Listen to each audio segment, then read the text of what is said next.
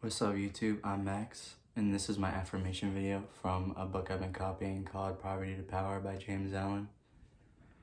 In a two-part series, this is the way of peace and this is the power of meditation, as I practice it now in my affirmation videos. And you can see all my other affirmation videos are the same thing. I just copy and write these books and say them to the camera. These are my affirmations. And this is the power of meditation, and if I repeat it or whatever happens, just listen, because it's just one take. This is the power of meditation. Spiritual meditation is a pathway to divinity.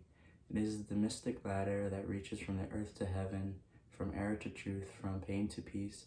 Every saint has climbed it. Every sinner must sooner or later come to it. And all weary pilgrims who turn their backs upon self and the world and see their faces as they have must return home to the Father's home and must plant their feet upon its golden rounds. Without its aid, and you cannot grow into the divine state and the divine lightness and the divine peace and all the glories, non-polluting joys of truth that will remain hidden from you. Meditation, the intense dwelling and thought upon an idea or theme with the object of thoroughly comprehending it, and whatsoever you constructively meditate upon, you not only come to understand, but will grow more and more into its likeness, for it will become incorporated into your very being. You constantly dwell upon the likeness, you will become more in fact your very self.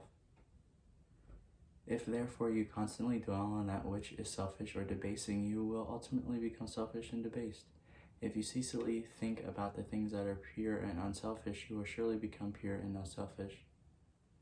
Tell me what that is given in which you must frequently and intensely think, that to which your silent hours your soul must naturally turn. And I will tell you of a place of pain or peace, or you're traveling, or whether you are growing into likeness of the divine or the beasts. There is an unavoidable tendency to become literally the embodiment of that quality upon which you must constantly think. Let therefore the object of your meditation be above all and not below, so that every time you revert into thought, you will be lifted up. This is how I lift my thoughts. Let it be pure and unmixed with any selfish element, so that your heart shall become purified and draw nearer to truth, and not to be defiled or dragged mere hopelessly into error. Meditation is the spiritual as essence of in which I am using it. The secret is all of the growth in spiritual life and knowledge. Every prophet, sage, and savior becomes such by the power of meditation. Buddha meditated upon the truth until he could say, I am the truth. Jesus upon the divine luminance until at last he could declare, I am the Father as one. Meditation centered upon divine realities is the very essence in soul prayer. It is a silent reaching of the soul towards the eternal. Mere petitionary prayer without meditation is body without a soul and is powerless to lift the mind and heart above sin and affliction. If you are daily praying for wisdom, for peace, or for loftier purity and fuller realization of truth, and then that which you pray is still far from you, it means that you are praying for more than a thing while living in another act of another. If you will cease from such awkwardness, or taking your mind off these things of selfish clinging to which debars from the possession of the stainless realities of which you pray, it will no longer ask God to grant to you that to which you do not deserve, or to bestow upon you that love of compassion which you refuse to bestow upon others, but will commence to think and act in that spirit of truth, and you will day by day be growing into these realities, so that ultimately you become one with them.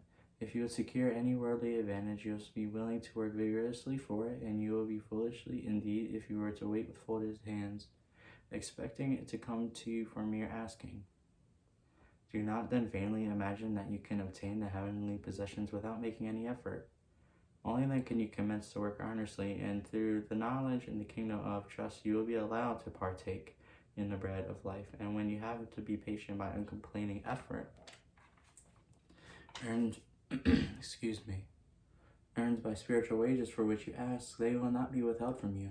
If you really seek the truth and not merely own your own gratification, if you love it above all worldly pleasures and gains, more even than happiness itself, it will be willing to make the efforts necessary for its achievement.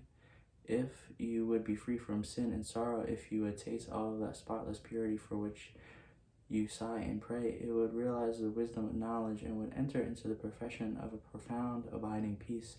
Come now and enter into the path of meditation, and let the supreme object of your meditation be truth. As I sit here and read these lines, at the outset, meditation must be distinguished from idle reverie. This is nothing dreamy or unpractical about it. It is a process of searching uncompromisingly through all that allows and remain hidden in the simple naked truth. Meditating in this way will no longer strive to build yourself up in prejudices, but forgetting self, and you will remember that they are only seeking the truth.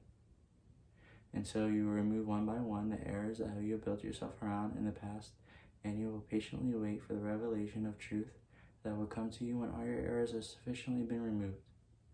In the silent humility of your heart, you will realize that there is an inmost center of us all, where truth that abides in fullness and around. Wall upon wall, the Gersh hems it in, this perfect, clear perception which is truth.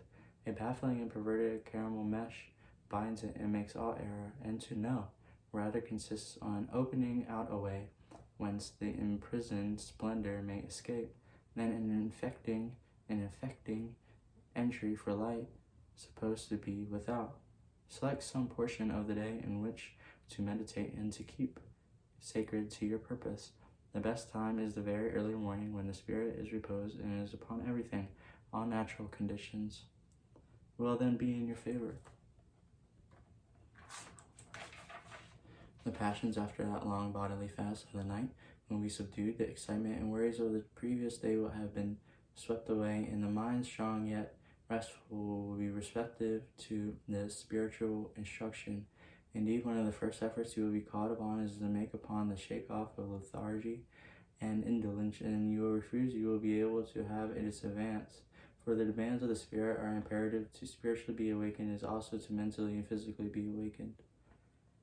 The slug of the self-indulgent can have no knowledge of truth. If those who are possessed of health and strength waste the calm, precious hours of silent morning in drowsy indulgence, they are totally unfit to climb the heavenly heights. Those who are awakened in consciousness have become alive to its lofty possibilities, who are beginning to shake off the darkness of ignorance, in which the world is enveloped rise before the stars has ceased. They are grappling with the darkness. Within their souls strive by holy aspiration to perceive the light of truth, while unawakened world dreams on. The heights of the great man reached and kept were not attained by sudden flight, but while their companions slept, were up toiling up in the night. No saint, no holy man, no teacher of truth ever lived who did not rise early in the morning. Jesus habitually rose early and climbed in solitary mountains to engage in holy communion. Buddha always rose an hour before sunrise and engaged in meditation, and all his disciples were enjoined to do the same. If you have to commence your daily duties at the very early hour, and are thus debarred from giving the early morning systematic meditation, try to give it an hour at night. I like nighttime. At night, and should this be by the length of laborious of your daily task may be denied to you, you need to despair from, you may need to turn your thoughts upward in holy meditation in the intervals of your work, in the few idle minutes which you now waste in aimlessness should be your work, of which you kind of thought by, which becomes your practice, and it's automatic. You meditate while engaged upon it. The eminent philosopher Jacob realized his vast knowledge of divine things while working long hours as a shoemaker. In every life there was a time to think, and the busiest and the most laborious is not shut out from aspiration of meditation. Spiritual meditation and self-discipline are inseparable. You will therefore commence to meditate upon yourself, so that you try to truly understand yourself, for you remember the great object you will always have in view will be the complete removal of all your errors, and in order that you may realize the truth, you will begin to question your motives, thoughts, and acts, comparing them to your ideal, and endeavoring to look upon them with calm and impartial eye. In this manner, you will constantly be gaining more of that mental and spiritual equilibrium, without which man most hopeless are straws upon the ocean of life. If you are here to give in to hatred or anger, you will meditate upon gatherness of forgiveness. I forgive you. So as you become alive to a sense of your own harsh, foolish conduct, You will then begin to dwell on the thoughts of love and gentleness, of abounding forgiveness. I forgive you. I forgive you. I forgive you. And as you overcome the lower by the higher, then you will gradually silently steal into your heart the knowledge of the divine law of love, with the understanding of its bearing upon all the intricacies of life and conduct. In applying this knowledge to your every thought, world, and act, you will grow more and more grateful and gentle, and more loving, and more divine. And thus, with every error, every selfish desire, every human weakness, by the power of meditation, it is overcome, and each sin, each error is thrust out as a fuller and clearer measure of the light by the truth that enlightens the pilgrim soul. By meditating, you will be ceaselessly fortifying yourself of your real enemy, your selfish, perishable self, and you will be establishing yourself more and firmly in the divine and imperishable self that is inseparable from truth.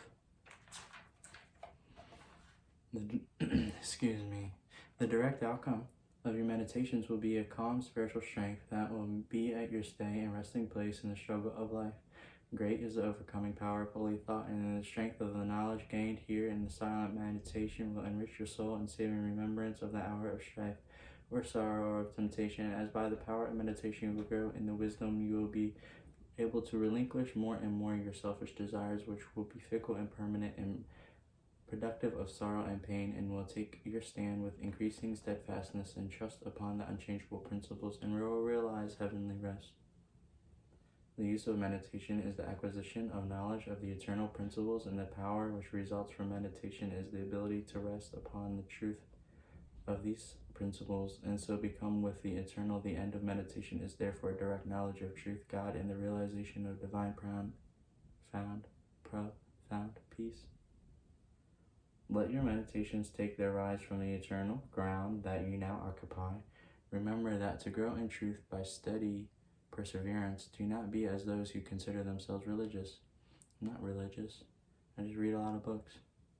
But who fail to meditate upon the law of truth, who practice only those preceptions of the specific to their particular creeds, who continue in the ceaseless round of sin and suffering, strive to rise by the power of meditation above all selfish clinging to partial gods or party creeds, above deeds, formalities, and lifeless ignorance. Thus, walking in the highway of wisdom with the mind fixed upon the spotless truth, you shall know no halting place short of the realization of truth. Those who earnestly meditate first perceive a truth as if it were afar off, then realize it by daily practice. It is only the door of the word truth that can know the doctrine of truth, for there the pure thought of truth is perceived and is actualized by practice. Said the divine Buddha, he who gives himself the vanity does not give himself up to meditation, forgetting the real aim of life and grasping at pleasure, will in time envy him who has exerted himself in meditation. He instructed his disciples in the following great meditations. The first meditation is the meditation of love, in which you so adjust your heart that you long for the welfare of your beings, including the happiness of your enemies. The second meditation is the meditation of pity, in which you think of all of beings in distress, vividly representing in your imagination their sorrows and anxieties, so as to arouse a deep compassion for them in your soul. The other meditation is the meditation of joy, in which you think of prosperity for others and rejoice in their rejoicings. Here's another meditation of the meditation of impurity, in which you rise above love and hate, tyranny and oppression, wealth and want, and regard your own fate with impartial calmness and perfect tranquility. By engaging in these meditations, the disciples of Buddha arrived at the knowledge of truth. But whether you engage in these particular meditation or not matters little, so long as your objective is truth, so long as your thirst for that righteousness which is holy heart and blameless life. In your meditations, therefore, let your heart grow and expand with ever-broadening love, until free from all hatred and passion and condemning, and it embraces the whole universe with thought tenderness. As the flower opens its petals to receive the morning light, so to open your soul more and more to the glorious light of truth. Soar upward upon the wings of aspiration, be fearless, and believe in the loftiest possibilities. Believe that A life of absolute meekness is possible. Believe that life is of a stainless purity is possible. Believe that the realization of the highest truth is possible. Those who do so believe climb rapidly to heavenly hills, while the unbelievers continue to grope darkly and painfully in the fog-bound valleys. By so believing, so aspiringly, so meditating divinely, so sweet and beautiful your spiritual experiences will be. The revelations that will enrapture your inward vigil and be glorious. As you realize the divine love, the divine justice, the divine purity, the perfect law of good or good will come to you and be your bliss, and you will have deep peace. All things will pass away, and all things will become now. The veil of a material universe so dense and impenetrable to the eye of error, so thin and gauzy to the eye of truth, will be lifted, and the spiritual universe will be revealed. Time will cease, and you will live only in eternity. Change and mortality will no more be your cause of anxiety and sorrow, for you will become established in the unchangeable, and you will dwell in the very heart of immortality. I'll take it back. That was part 2, The Way of Peace, The Power of Meditation. I wrote it from Poverty to Power by James Allen. And this is my affirmation video. And I'm Max, and I'm out.